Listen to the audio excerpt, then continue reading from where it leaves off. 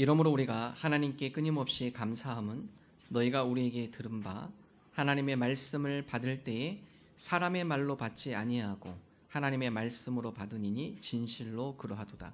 이 말씀이 또한 너희 믿는 자 가운데서 역사하느니라.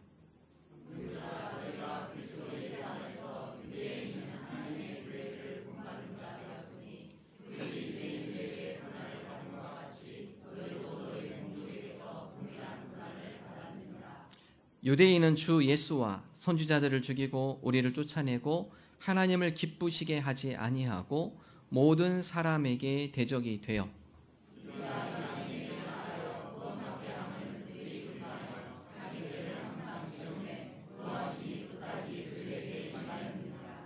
형제들아 우리가 잠시 너희를 떠난 것은 얼굴이요 마음이 아니니 너희 얼굴 보기를 열정으로 더욱 힘써노라.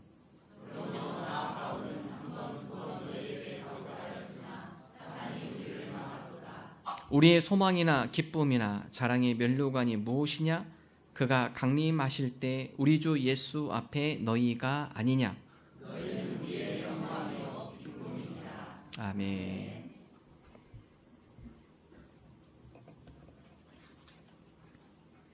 어느 한 농부가 돼지를 잊어버렸습니다. 농장에서 잘 키웠던 살이 아주 토실토실 잘 올라왔던 돼지 한 마리를 잊어버렸어요. 찾긴 찾아야겠는데 이 돼지를 어떻게 찾을까? 돼지를 찾는 방법이 있다고 합니다. 잊어버린 이 농부는요 아무한테도 얘기 안 합니다. 가족에게도 자기가 돼지 잃어버렸다는 얘기 안 하고요. 그 어떤 누구에게도 이 돼지를 잃어버렸다는 얘기를 안 했대요. 한 2달이 지나니까요 자기 동네 마을 저 옆에 마을에서 아신 분이 지나가다가 다음과 같이 얘기했대요. 자네 돼지 잊어버렸다면서?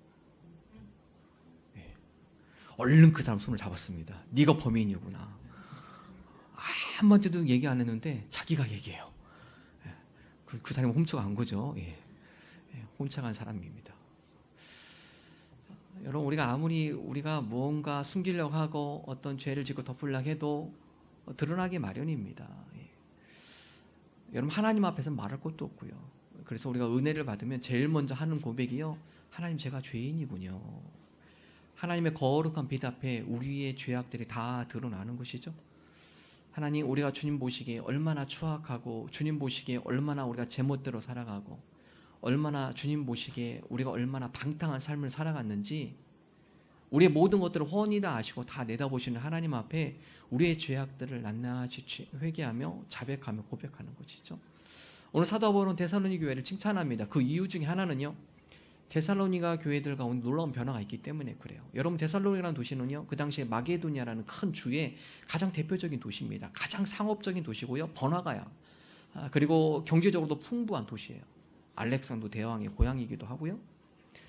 해안가에 있는 도시입니다. 여러분 그런 도시의 특징 중에 하나는요. 사람이 거칩니다. 두 번째 모든 문물들이 들어오고 가는 그러한 입구이기 때문에 상당히 타락이 심해요. 또 바닷가에 사시는 분들이 생명의 위험을 무릅쓰고 항해를 해야 하기 때문에 거칠면서도 상당히 유흥하며 타락하는 문화가 어느 도시보다도 심합니다. 그곳이. 여러분 바로 그 지역 가운데 첫 번째로 유럽에서 세운 두 번째 교회이죠. 첫 번째 교회는 빌립비 교회예요. 두 번째로 세워진 교회가 데살로니가 교회입니다. 사도 바울이 복음을 전하다가 빌립보에서 나와서 데살로니가라는 지역에서 복음을 전하는데 생각 이외로 기대했던 것 이상으로 그 교회가 잘 세워졌어요. 그럼 사도행전 17장에 보면 사도 바울이 데살로니가 있는 회당에 들어가서 3주간 하나님의 말씀을 강론합니다. 그 가운데 몇몇 유대인들이 개종을 해요. 사도 바울과 변론을 하면서 그 가운데 예수 그리스도를 구주로 영접하며 복음을 받아들입니다. 거기에 끝나지 않아요. 사도 바울의 시장과 많은 사람들이 모여있는 곳곳에 밤낮 쉬지 않고 복음을 전하는 가운데 헬라에 있는 여러 귀 부인들, 상당히 부유한 그런 집안의 여러 부인들이 사도 바울의 권면을 통하여서 예수 그리스도를 영접하는 사건을 합니다. 그리고 나서 야손이라는 집에서 교회가 시작이 돼요. 여러분 모든 초대교회가 그렇습니다. 집에서 시작하는 거예요. 하나님의 복음을 듣고 그 복음의 감격과 은혜를 누린 자가 자기 집을 오픈해요. 그리고 그곳 가운데 사도 바울과 동역자들을 초청해서 자기 친척들, 주변의 친구들을 그 집에 모아놓고 복음을 듣기 시작하죠. 그 가운데 사람들이 예수님을 영접하며 그 가운데 교회가 형성이 되기 시작합니다. 특별히 사도 바울은 데살로니가 교회에 놀러 하여금 여러분을 생각할 때마다 감사합니다. 왜냐하면 여러분의 믿음이 급속도로 성장하고 있기 때문에 그렇습니다. 우리의 믿음도 데살로니가 교회처럼 성장이 있는 믿음이 되기를 원합니다. 우리가 신앙생활하면서 연수가 지나가면 지나갈수록 10년 전이나 똑같으면 우리 믿음의 성장이 없다면 그것을 한번 점검해 봐야겠죠. 오늘 데살로니가 교인들처럼 주님, 사도 바울이 이 교회를 칭찬하며 그들의 믿음의 아름다운 성장을 그들이 사도 바울과 동역자들이 격려한 것처럼 오늘도 우리 삶 가운데 아름다운 믿음의 성장과 발전이 있기를 원합니다. 첫 번째, 그러기 위해서는요, 사도들의 말을 그들은 하나님의 말씀으로 받았습니다. 자, 한번 13절의 말씀을 함께 한 목소리를 읽겠습니다. 이러므로 우리가 하나님께 끊임없이 감사함은 너희가 우리에게 들은 바 하나님의 말씀을 받을 때 사람의 말로 받지 아니하고 하나님의 말씀으로 받음이니 진실로 그러하도다. 이 말씀이 또한 너희 믿는 자 가운데서 역사하느니라. 자, 데살로니가 교인들, 그들은 이방인들입니다. 대부분 이방인들이에요. 사도 바울과 동역자들이 예수 그리스도 복음을 전하는데 그 복음의 말씀을 들으며 그들 가운데 죄악들이 드러나면서 새로운 세계를 그들이, 신앙의 세계를 그들이 알아가기 시작합니다. 근데 그들이 사도 바울과 함께 전하는 동역자들의 이야기를 들으며 사람의 말로 듣지 않아요. 하나님의 말씀으로 그들이 듣더라. 여러분, 그 가운데 어떤 역사가 일어나죠? 믿음의 역사가 일어납니다. 우리 가운데 믿음의 역사, 이 역사는요, 이 성경 말씀을 하나님의 말씀으로 듣는 거예요. 여러분, 성경은요 4,000년 전부터 40여 명의 저자들이 의해서 하나님의 말씀이 기록이 되어 있죠. 여러분, 어떤 책이 그렇습니까? 어떤 책이 40여 명의 공동 저자로 몇천 년 동안 이어가며 쓰진 책이 있나요? 없습니다. 유일하게 성경이에요. 성경이 40여 명의 저자와 오랜 시간을 거쳐서 기록된 책인데, 여러분, 성경에 대해서 우리가 좀 잘 알 필요가 있는데요, 어떤 분들은 이 성경을 잘못 오해하는 분이 있어요. 사람이 썼잖아. 결국은 사람의 개인적인 생각과 그들의 경험과 그들의 의견이 이 안에 들어갈 수 있잖아. 그렇기 때문에 성경을 온전히 하나님의 말씀으로 받기에는 좀 그래. 여러분, 그렇게 생각하시는 분도 있어요. 그런 가운데는요, 믿음의 역사는 나타나지 않습니다. 성경은 40여 명의 저자들, 그 저자들을 통해서 하나님께서 그 시대 가운데 그 예언자, 선지자, 사도들, 예수님의 제자들, 그들을 통하여서 하나님께서 하나님의 감동으로 그들을 통해 그 시대에 준 하나님의 말씀, 하나님이 그들을 감동시켜서 그들로 하여금 하나님께서 그 시대 사람들에게 전하시고자 하는 생동한 살아있는 하나님의 말씀, 그 말씀으로 받을 때 이 말씀 우리 가운데 역사하게 되는 거예요. 하나님께서 많은 사람을 부르셨어요. 이사야를 부르셨고, 예레미야를 부르셨고, 다니엘을 부르셨고, 모세를 부르셨고, 다윗을 부르셨고, 여호수아를 부르셨고, 그들을 통하여서 하나님께서 계시하시고 말씀하시고 감동시켜 주셔서 그 시대에 필요한 말씀을 우리에게 주셨죠. 바로 그들을 통해 지금 우리에게도 하나님께서 말씀하고 계신다. 그래서 성경이 말씀을 하나님의 말씀으로 들을 때, 하나님의 말씀으로 사모하며 나갈 때 그 말씀 우리 가운데 믿음의 역사를 일으키는 능력의 말씀이 되어지는 것이에요. 디모데 후서 3장 16절 함께 한 목소리 읽습니다. 모든 성경은 하나님의 감동으로 된 것으로 교훈과 책망과 바르게 함과 의로 교육하기에 유익하니. 모든 성경은 하나님의 감동으로 된 것이다. 하나님의 감동으로 낸 것이기 때문에 그 가운데 믿음의 역사가, 하나님의 감동의 역사가 그 가운데 있다. 많은 사람들이 감동받기를 원해요. 특별히 이 시대 가운데 마음의 감동을 원하죠.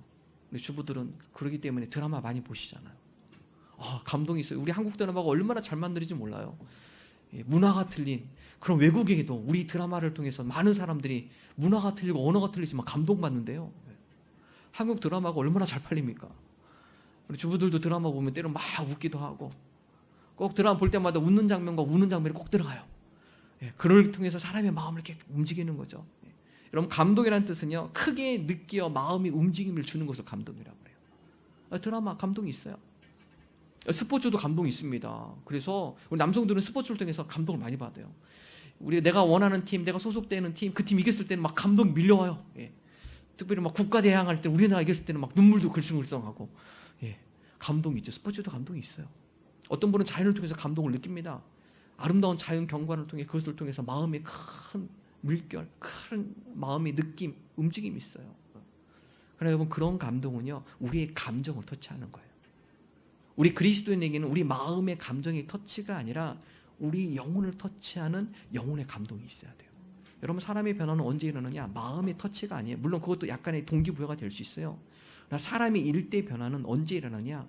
영적인 터치입니다. 이걸 우리는 영적 자각이라고 하거든요. 영적 자각. 영혼의 터치가 있을 때 그 영혼의 터치, 영혼의 감동을 통하여서 우리 가운데 놀라운 변화가 일어나요. 성경은 뭘로 되어졌다고요? 하나님의 감동으로 쓰여진 거예요. 하나님의 감동. 성경 하나님의 감동으로 쓰여진 이 말씀이 우리 가운데 영적인 터치와 영적인 감동을 줄 때 그때 그 가운데 영적인 변화가 일어나게 되어지는 것이죠. 그래서 여러분, 우리가 말씀을 들으면서 이 아하 포인트, 영적 자각, awakening이라는 단어를 쓰는데요. 말씀을 들으면 이런 깨달음이 있어요. 아하, 오늘 이 하나님의 말씀이 나로 하여금 이렇게 책망하고 계시는구나. 이 영적 포인트거든요. 아하 포인트라고 그래요. 말씀 들다가 아하, 이런 분은 영적 자각이 있는 분이에요. 아하, 맞구나. 여러분, 그 영적 깨어짐, 영적 터치, awakening, 영적 자각, 여러분, 그것이 있을 때 그것이 우리로 하여금 우리의 삶 가운데 변화를 일으키는 원동력이 되는 것이에요. 대표적인 인물이 어거스틴이잖아요. 방황하던 어거스틴. 로마서 13장 12절. 밤이 깊고 낮이 가까웠으니 그러므로 우리가 어둠의 일을 벗고 빛의 갑옷을 입자. 이것이 어거스틴의 영적 자각을 일으킨 말씀이었어요. 이 말씀이 그의 삶을 완전히 다 뒤집어 놨죠. 야, 오늘 나로 하여금 내가 이렇게 살고 있니? 그래서 하나님 어떻게 하셨지? 오늘 나로 하여금 내가 하나님의 말씀 펴락해서 탁 읽혔는데 때마치 그 말씀이 로마서 13장 12절이 나와요. 오늘 이 말씀은 나를 위한 하나님의 말씀이구나. 영적 자각을 일으키는, 하나님께서 오늘 이 로마서 13장 12절, 내가 술 취하고 방탕하고 그 가운데 온갖 타락의 삶을 살고 있는 나의 이 삶 현장 가운데 오늘 로마서 13장 12절, 여러분, 어거스틴이 그냥 이런 게 아니라 딱 핀 거예요. 그냥 로마서 13장 12절이 눈에 딱 들어왔어요. 오늘 가서 한번 펴보세요. 오! 영적 자각의 말씀. 그거보다는요, 매주 듣는 게 영적 자각이에요. 매주 말씀을 듣는 거. 꾸준하게 우리 성경 통독하고 있죠. 말씀 묵상하면서 그 가운데 우리 마음속 깊이 울리는 말씀이 있어요. 영적 자각의 말씀이에요. 우리 영혼이 깨어지는 말씀. 영혼 가운데 생기가 불어 넣어지는 말씀. 에스겔 37장 지난주에 함께 말씀 나눴죠. 에스겔을 불러서 골짜기에 들어가 보니까 뭐가 보이냐? 마른 뼈들인데요. 살아날 수 있겠어? 나는 모르지만 하나님은 아십니다. 너 다음같이 얘기해봐. 여호와의 말씀을 들을지어다. 하나님의 말씀을 들을지어다. 말씀이 들어가니까 마른 뼈들이 살아 움직이기 시작해요. 뼈가 맞춰지고 그 가운데 핏줄이 돋고 힘줄이 돋고 살이 덮이고 생기가 불려 들어가죠. 여러분, 우리 영혼도 마찬가지입니다. 하나님의 영적, 하나님의 감동으로 된 영적 자각의 말씀이 우리의 영혼을 깨우칠 때 그때 우리가 살아나는 거예요. 죽음, 삶이 힘들고 고달프고 어려워서 낙심하고 주저앉아 있는 그 인생 가운데도 영적 자각, 생명과 하나님의 감동으로 된 생명력 있는 이 말씀이 들어갈 때 일어날 수 있는 힘이 거기서 나게 되어지는 것입니다. 하나님, 우리로 하여금 하나님의 말씀, 우리로 하여금 영적 자각, 하나님의 감동으로 되어 있는 이 말씀을 통하여 우리 가운데 영적 자각이 있게 하여 주시고 우리 영혼이 살아 움직이게 하시며 그 가운데 우리 삶이 변화가 되어지는 그러한 놀라운 은혜, 데살로니가 교인들이 겪었던, 그들이 사람의 말로 받지 아니하고 하나님의 말씀으로 받았을 때 그 말씀 가운데 그들의 삶에 놀라운 변화가 일어났던 것처럼, 믿음의 역사가 일어났던 것처럼 우리에게도 그런 믿음의 역사가 일어나게 하여 주옵소서. 오늘 말씀이 하나님의 말씀으로 들리게 하시고 하나님의 감동의 말씀이 우리의 영혼을 깨우게 하여 주옵소서. 우리가 이러한 믿음을 나가는 저와 여러분 되시기를 주님의 이름으로 축원합니다. 자, 두 번째, 데살로니가 교인들 가운데 그런 믿음의 성장이 있었던 것, 그들은 고난을 극복했기 때문에 그래요. 여러분, 그 당시 시대에 여러 타락한 그런 분위기 가운데 교회가 생기는 거 쉽지 않아요. 특별히 데살로니가라는 그 타락한 도시에 교회 하나가 딱 세워졌을 때 주변에 있는 사람들이 가만히 놔두지 않았어요. 물론 그 교회 내에 유대인의 거짓 교사들이 그 공동체를 흔들었을 뿐만 아니라 주변에 같이 타락하고 있는 많은 사람들이 여러 가지 돌멩이를 던지는 거죠. 시기를 하는 거죠. 질투를 하는 거죠. 뭔가 그들과 다른 모습으로 살아가는 그들을 향하여서 좋은 격려의 말이 아니에요. 다음 같은 고난을 받았다가 14절의 말씀 우리 함께 한 목소리로 읽습니다. 형제들아, 너희가 그리스도 예수 안에서 유대에 있는 하나님의 교회들을 본받은 자 되었으니 그들이 유대인들에게 고난을 받음과 같이 너희도 너희 동족에게서 동일한 고난을 받았느니라. 여러분, 첫 번째로 예수님의 제자들로 세워진 교회가 유대에 있는 예루살렘에 있는 예루살렘 교회예요. 베드로를 비롯하여서 예수님의 제자들을 통해서 첫 번째 교회가 세워졌죠. 여러분, 그 교회를 가장 힘들게 한 사람들이 누구였죠? 유대인들입니다. 같은 동족들이에요. 유대교였던 많은 사람들이 자꾸 유대인들이 기독교로 개종을 하고 유대교를 떠나니까 주변에 있는 유대인들이 위기의식을 느끼면서 핍박하기 시작합니다. 온갖 핍박을 하죠. 그래서 여러분 사도 바울도 원래는 핍박하는 자였잖아요. 사울이었잖아요. 그리스도인들 잡아 그들 옥에 가두고 그들의 가족들을 다 떨어뜨려 놓고 그런 사람이었죠. 사도 바울이 데살로니가 교인들이 칭찬합니다. 초대의 교회 예루살렘 교회가 같은 동족으로 인해서 고난과 핍박을 받았지만 그것을 잘 이겨냈던 것처럼 여러분들도 이 데살로니가라는 타락한 도시, 이 도시 가운데 교회가 세워졌고 그로 인해서 여러분이 이방인의 같은 여러분의 동족들 그들로부터 고난과 핍박을 받지만 그것에 짓눌리는 것이 아니라 그것을 잘 극복하고 있군요. 칭찬을 하는 거죠. 여러분 우리 믿음의 성장은 언제 이루어집니까? 편안할 때 아니에요. 오히려 편안할 때는 우리가 주전자 속의 개구리가 됩니다. 편안한 가운데 나태해지고요. 편안한 가운데 내가 즐길 것만 찾고요. 우리 믿음의 성장은 언제 오는가? 고난이 올 때입니다. 고난을 극복할 때 우리의 믿음의 성장이 이루어지는 시간들이에요. 저희 대학교 시험 볼 때 우리는 대학 학력고사라고 하죠. 수능이 아니라 이 대학 학력고사 볼 때는요, 이 체력장이라는 게 있습니다. 그래서 이 체력장 시험을 봐야 돼요. 그래서 이게 뭐 가면은 달리기도 하고요, 뭐 윗몸 일으키기도 하고, 턱걸이도 해야 하고요. 제일 힘들었던 게 턱걸이입니다. 턱걸이. 다른 걸 하겠는데 이 턱걸이는 안 되더라고요. 턱걸이는 이게 한 번 하는 게 너무 힘들어요. 여성분들은 매달리기 하셨잖아요. 딱 해가지고 이 턱, 그 철봉 밑으로 턱이 떨어지지 않도록 끝까지 버티는 거. 근데 여러분이 언제 근육이 자라나면요, 내가 더 이상 못 버텨 하고서 마지막까지 안간힘을 할 때 그때 근육이 나온대요. 근육은 그때 나온대요. 내가 더 이상 이거 못 하겠었는데 이제 포기해야지. 턱걸이 하는데 내가 마지막 한 번 했는데 도저히 막 힘을 다해서 끝까지 올라가다 못 올라갈 때 그때 근육이 나온대요. 근육이 자란대요. 여러분 우리 영혼의 근육, 믿음의 근육도 마찬가지입니다. 내 힘으로 이거 더 이상 감당하기 힘들어. 내 힘으로 내가 이걸 이겨낼 수가 없을 것 같아. 여러분 그때 믿음의 근육이 그때 자란다는 거예요. 고난을 극복할 때 그때 우리의 믿음도 함께 성장하며 자란다라는 사실입니다. 데살로니가 교인들, 여러분 주변에서 좋은 일, 타락한 그 시대 사회 분위기 가운데 뭔가 구별되고 거룩하게 살아가고 바르게 살아가면은 사람들이 좋아할 줄 알았어요. 그렇지 않아요. 오히려 그 가운데 사람들이 시기하고 그 공동체에 뭔가 특별한 그 공동체에 대해서 사람들이 오히려 더 안 좋게 평가를 하고 그런 모습이 있었다라는 거예요. 슈바이처가 유명한 얘기를 했어요. 그 아프리카를 가면서 다음과 같이 이야기를 했다고 합니다. 선한 길을 갈 때 사람들이 앞길에 돌멩이를 치워줄 곳으로 기대하지 말라. 사람들은 더 큰 돌멩이를 던질 것이다.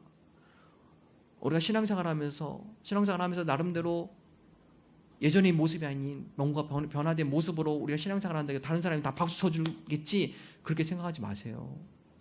안티크리스찬들이 많습니다. 신앙생활을 한다고 하니까 옆에서 더 괴롭히고 옆에서 더 안 좋게 생각하고 옆에서 더 왕따시키려고 하고, 여러분 신앙생활 하면서 그런 여러 가지 어려움과 고난을 겪을 수 있어요. 그런데 우리 믿음의 성장은 언제 일어나죠? 바로 그러한 신앙생활 하면서 고난과 핍박 이것을 견디어 이겨낼 때 그때 우리 믿음이 크게 성장을 한다는 사실이에요. 성경에 많은 인물들이 다 그런 과정을 겪었죠. 그래서 성경에 보면 이 광야를 히브리어로는 미드바를 쓰는데요. 이 미드바의 뜻은요, 하나님의 말씀이 있는 곳이라는 뜻이에요. 광야라는 뜻이 그렇습니다. 우리 언제 하나님의 음성이 분명히 들리나요? 인생의 광야 때입니다. 인생의 시련기예요. 그때 하나님의 음성이 선명하게 들리기 시작해요. 하나님께서 이 광야를 통해 나를 지켜보고 계시며 이 광야 가운데 나를 홀로 두는 것이 아니라 오늘 나와 함께 하심을 하나님께서 우리에게 선명하게 말씀해 주세요. 하나님이 아니면 내가 이 광야를 건너갈 수 없음을 깨닫게 해주십니다. 그래서 인생의 광야, 그 광야는 하나님을 만나는 장소입니다. 성경에 많은 인물들이 그렇죠. 아브라함, 내 본토 친척 아비 집을 떠나 내가 내게 지시하는 땅으로 가라. 여러분 그것은 목숨을 거는 여행이에요. 그의 인생의 광야가 거기서 시작돼요. 여러분 사도 아브라함이 자기 고향에 있을 때는 편안하게 살았습니다. 어느 날 하나님께서 아브라함을 불러서 내쳐버려요. 이 편안한 이 울타리에 있지 말고 내가 너로 하여금 더 큰 믿음의 조상으로 삼으려고 하는데 지금 네가 있는 이 지역 가지고는 안 돼. 이 지역에서는 그걸 이룰 수 없어. 우상을 섬기는 너희 동네 그 지역에서는 이것이 불가능해. 그러므로 너희 동네를 떠나야 돼. 새로운 곳으로 내가 너를 이끌 테니까 따라와. 아브라함이 가죠. 그러나 여러분 그 길이 형통의 길이었나요? 얼마나 많은 고난과 목숨의 위기를 겪습니까? 바로 그런 인생의 광야 가운데 아브라함이 하나님을 만나며 하나님의 약속을 부여받고 누리게 됐죠. 요셉도 마찬가지예요. 애굽의 노예로 팔려가죠. 노예로 성실하게 살며 최선을 다했지만 누명을 쓰이게 돼요. 감옥에 갇힙니다. 여러분 그런 여러 가지 인생의 광야, 요셉도 그 가운데 마음의 흔들림이 있었을 거예요. 내가 이렇게 정직하게 살고 진실하게 살고 내가 이렇게 죄를 짓지 않으려고 하는데 하나님 왜 나를 자꾸 궁지로 몰아가실까? 이유가 있죠.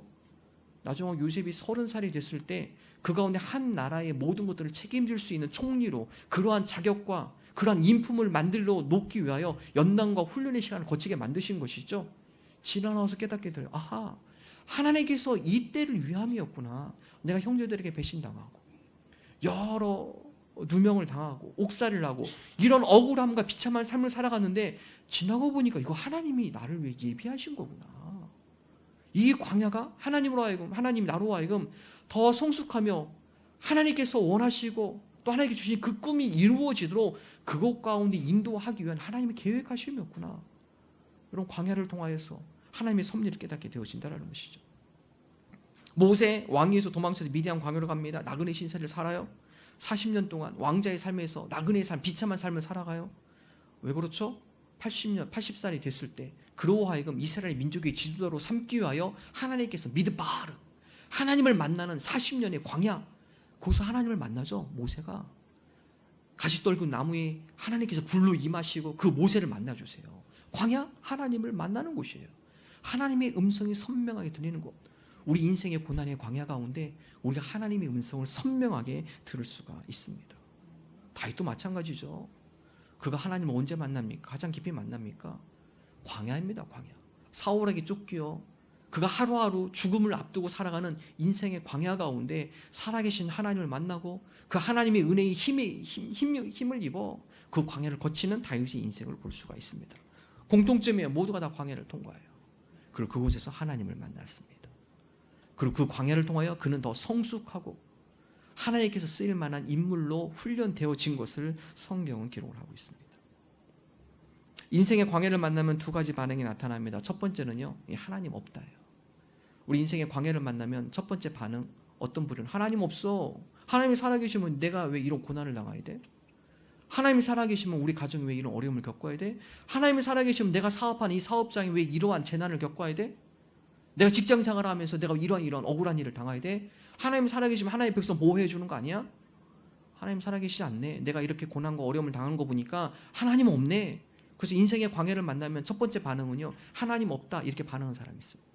또 다른 반응이 있는데요, 하나님 살아계시는구나, 하나님 있다 반응이에요. 이런 광야 가운데 내 힘으로 견딜 수 없고 내 힘으로 이겨낼 수 없는데 이 어려운 내 힘으로 감당할 수 없는 이 어려운 광야를 하나님께서 나를 붙들어 주셔서 포기하지 않도록 나를 인도해 주시는구나. 그리고 이 광야를 건넌 뒤에 내가 전혀 예상하지 못한 생각지도 못한 놀라운 하나님의 섭리하심, 그 가운데 하나님의 은혜가 있구나. 두 번째는 하나님이 있다. 두 반응이에요. 인생의 광야는 하나님이 있든지 하나님이 없든지 둘 중에 반응이에요. 오늘 저와 여러분 우리 인생의 고난 가운데 때로는 우리가 이해할 수 없을 수 있어요. 하나님 그럼에도 불구하고 그 가운데 하나님께서 우리와 늘 함께 하시며 그럼에도 불구하고 그 가운데 이 과정을 통하여 우리에게 승리를 주시는, 우리 가운데 더 믿음의 은혜와 복을 주시는 그러한 하나님을 기대하며 우리가 이 광야를 건너가게 하여 주옵소서. 여러분 미국에 가보면 1908년 미국 테네시주의 한 교회에서요, 마가복음 16장, 마가복음 16장에 보면은 너희들이 뱀을 들어 집어 올려도 뱀에 물리지 않을 것이고 독을 마셔도 너희가 죽지 아니할 것이다. 여러분 그것을 증명하는 교파들이 있어요. 오순절 교파인데요. 그래서 여러분 거기는 집회 중에요, 이 뱀 항아리를 가져와요. 가지고 목사가 강단에서요 항아리 집어 집어 올리면 직접 집어 올려요. 예. 그걸 여러분이 방송국에 와서 또 촬영을 합니다. 예. 그러다가 그 교파의 총회장이 들다가 물렸어요. 물렸습니다. 그래가지고 그 사회자 PD하고 파메라 스님 빨리 병원 가시라고, 빨리 병원 가시라고. 근데 이 목사가 병원을 안 가요. 왜냐면 마가복음 16장에 너희들이 뱀을 집어 들어 올려서 물리더라도 너희들 죽지 아니할 것이다. 내가 오늘 그것을 증명해 내리라. 죽으셨어요, 그분. 돌아가셨어요. 돌아가셨습니다. 뭐죠? 오용입니다. 말씀을 잘못 인용하는 거예요. 말씀을 자기가 뭔가 많은 사람들로 하여금 권위를 증명하기 위한, 왜냐면 그 당시에 그런 권위를 막 증명해가지고 다른 사람들로 하여금 야, 저분 진짜 신비한 분이다, 이런 것들을 얻기 위한 하나의 쇼예요, 쇼. 그런 것들을 직접 지금도 행해요. 그런 교파가 지금도 있고요. 그렇게 하는, 그래서 뭐 방울뱀도 갖다 놓고 막 이렇게 하는 데가 있어요. 잘못하는 거죠. 말씀을 잘못 오용하는 거죠. 여러분, 하나님 없다라고 이야기한, 고난 가운데 하나님 없다, 그런 분들이요, 하나님을 요술램프 진이로 생각해요. 요술램프 진이 막 문제로 진이 나오면은 무조건 소원 두세 가지 들어주잖아요. 그게 좋은 소리든 나쁜 소리는 상관없어요. 진이는요, 예, 전지가 아닙니다. 그냥 전능이에요. 능력만 있는 진이. 근데 우리 하나님을 고백할 때 뭐라고 표현하죠? 전지 전능하신 하나님이에요. 많은 사람들이 하나님을 진이라고 생각해. 전능. 내가 바라는 걸 다 들어줘야 돼. 그게 좋은 일이든 나쁜 일이든 내 욕심이든 내 탐심이든 이기적이든 내가 바라는 것을 다 들어주는 하나님, 그렇게 생각하시는 분들이 있어요. 그렇지 않아요. 하나님은 전지전능하신 분이에요. 우리의 탐심과 욕심과 이기심으로 원하는, 바라는 그런 기도는 하나님께서 들어주지 않으세요. 전지전능하신 하나님이기 때문에. 그것이 정말 이 사람에게 도움이 되는가? 이것이 정말 하나님 뜻에 합당한 것인가? 전지전능하신, 우리의 모든 것들을 다 아시고 우리의 미래를 다 아시는 하나님이기 때문에 우리에게 가장 적합한 것으로 응답해 주신다라는 거예요. 이것이 바로 전지전능한 하나님의 고백이에요. 우리가 때로는 고난이 있을 수 있어요. 우리가 다 이해 못해요. 그러나 우리가 전지전능하신 하나님을 믿습니다. 내 생각으로, 내 짧은 경험으로, 내 짧은 생각으로는 다 이해가 되지 않지만, 그러나 나보다도 모든 것들 다 훤히 아시며 나의 인생의 모든 계획들까지도 주관하시는 전지전능하신 하나님께서, 때로는 내가 고난스럽지만 이 고난도 의미가 있는 줄로 믿습니다. 이 과정을 통해 하나님께서 나를 연단하시고 정금같이 하시며 이 가운데 하나님께서 또 다른 계획과 섭리 가운데 우리를 인도해 줄 줄로 믿습니다. 여러분, 그것이 바로 전지전능하신 하나님을 믿고 나가는 신앙의 모습이에요. 데살로니가 교인들, 그들에게 고난이 있었어요. 어려움이 있었습니다. 그러나 그 고난에 실망하지 않아요. 하나님, 이 고난도, 때로는 우리가 이 고난이 어려움이 있지만 믿음으로 승리하게 하시고 우리가 다 이해할 수는 없지만, 그러나 이 고난을 겪은 이후에 우리 가운데 더 하나님께서 베푸실 은혜와 복들을 우리가 기대하며 이 고난을 이겨내는 하나님의 교회들이 되게 하여 주옵소서. 우리가 그런 성도 되기를 주님의 이름으로 축원합니다. 세 번째, 데살로니가 교회에 칭찬한 것은요, 그들로 하여금 그들의 신앙이 타인 지향성의 신앙이었기 때문에 칭찬을 하죠. 여러분, 이것은 먼저 사도 바울과 더불어 동역자들이 그들에게 보여준 신앙의 모습이에요. 데살로니가전서 2장 19절에서 20절 함께 한 목소리를 읽습니다. 우리의 소망이나 기쁨이나 자랑의 멸로관이 무엇이냐? 그가 강림하실 때 우리 주 예수 앞에 너희가 아니냐? 너희는 우리의 영광이요 기쁨이니라. 이건 바울의 고백이에요. 바울의 소망과 기쁨이 무엇인가, 영광이 무엇인가? 바로 여러분들입니다. 우리가 여러분에게 복음을 전하는 것은 우리의 유익을 위한 것이 아닙니다. 오늘 여러분에게 기쁜 소식, 복음의 이 소식을 전하는 것은 여러분들로 하여금 예수 그리스도를 만나고 그분으로 하여금 모든 죄 삶 가운데 여러분이 새로운 피조물로 그 가운데 복된 삶을 누리기 위한 복음의 사역입니다. 저를 위한 것이 아니라 여러분을 위한 것입니다. 여러분들이 우리의 기쁨이고 우리의 영광입니다. 사도 바울은 철저하게 타인 지향성의 복음의 삶을 살아갔어요. 여러분, 그것을 보고 배운 데살로니가 교인들이 똑같은 삶을 살아가요. 사도 바울과 동역자들이 보여줬던 타인 지향성의 복음의 삶, 우리도 그 삶을 본받자. 그래서 데살로니가 교회가 다른 유럽에 있는 많은 교회들로 하여금 본이 되는 교회가 되어진 것을 성경은 기록을 하고 있습니다. 성도가 언제 기쁨과 보람을 느끼나요? 내가 다른 어떤 누군가에게 도움이 될 때입니다. 내가 어떤 누군가를 세워주고, 어떤 누군가를 위로하고, 어떤 누군가에게 용기를 주고, 어떤 누군가에게 믿음의 도전을 줄 때, 그때 성도의 기쁨이 있어요. 신앙의 기쁨과 보람이 있습니다. 우리가 그리스도로 살아간다는 것은요, 타인 지향성의 삶을 살아가는 것이에요. 여러분, 성도가 이기적인 삶으로 나만 알고 내 신앙만 챙기고 그러면 성장은 일어나지 않아요. 우리 믿음의 성장은 우리의 마음을 열고 하나님께 주신 은혜를 함께 흘려보낼 때입니다. 그때 하나님께서 우리로 하여금 더 큰 은혜의 통로로 우리를 확장시켜 주시고 그 안에 더 큰 하나님의 은혜를 맛볼 수 있도록 우리를 확장시켜 준다는 사실이에요. 그래서 성도와 교회는 거름과 같은 존재가 되어야 한다. 거름 어떻죠? 자꾸 안으로 쌓아들이면 썩어버립니다. 못 써요. 거름은 퍼줄 때 생명력이 있는 것입니다. 거름은 함께 나누어져 뿌려질 때 그 가운데 능력이 나타나는 거예요. 여러분 우리 성도도 마찬가지입니다. 하나님 주님께 주신 은혜, 이 은혜를 가지고 우리가 베푸는 삶, 나누는 삶, 다른 누군가를 위로하고 격려하며 타인을 위하여 존재하는 삶, 우리가 그러한 삶을 맛보게 하여 주옵소서. 교육 전문가인 토니 와그너가 다음과 같은 말을 했어요. 세상은 당신이 무엇을 알고 있는지 관심이 없다. 오로지 당신이 아는 것으로 뭘 할 수 있는지가 더 중요하다. 여러분 아는 것으로 끝나면요, 그건 아무 영향이 없습니다. 알았어요? 그 다음에 그 아는 것으로 실천하셔야 돼요. 하나님 오늘 주님께서 말씀을 통해 우리에게 말씀하시는데 제가 이것을 깨달았습니다. 이 깨달은 말씀을 내가 가지고 이제 적용하며 나갑니다. 내가 이 말씀을 가지고 삶 가운데 실천하며 나아갑니다. 내가 깨닫고 얻은 것을 가지고 무엇을 할 수 있는지 실천으로 행동으로 증명해낼 때 그때 위대한 역사가 일어나는 것이죠. 신앙생활을 10년을 해도 나 중심적인 신앙생활은 열매를 맛볼 수 없습니다. 타인 지향성의 믿음의 삶, 함께 나누고 베풀고 위로하고 격려하는 가운데 성장을 맛볼 수가 있습니다. 우리가 복음의 사람으로 살아간다는 것, 우리가 얼마나 타인 지향성의 삶을 살아가느냐, 이게 관건이에요. 세 종류의 만남이 있다고 그래요. 생선 같은 만남, 이 비린내 나는 만남. 만나면 만날수록 찝찝해지고 만날수록 자꾸 안 좋은 냄새가 나고 그 사람이 속에 나는 냄새죠. 만나면 만날수록 자꾸 꺼려지는 사람, 생선 같은 만남. 두 번째는 꽃과 같은 만남. 만날 때는 화려하고 좋아요. 근데 금방 시들어버려요. 그 만남도 오래가지 못해요. 가장 좋은 만남, 손수건 같은 만남. 만나면 그 사람이 그 손수건으로 내 눈물을 닦아주고 위로하고 격려해줘요. 그 손수건 같은 만남은 계속 기대가 돼요. 우리가 성도로 살아간다는 것은요, 손수건 같은 만남을 추구하며 살아가는 삶입니다. 하나님 오늘도 우리가 어떤 누군가에게 눈물을 닦아주며 오늘도 어떤 누군가를 격려하며 위로하는 자가 되게 하여 주옵소서. 하나님께서 그러한 자를 위로하신다고 하시죠. 마지막으로 요한계시록 21장 4절 읽습니다. 모든 눈물을 그 눈에서 닦아주시니 다시는 사망이 없고 애통하는 것이나 곡하는 것이나 아픈 것이 다시 있지 아니하리니 소원 것들이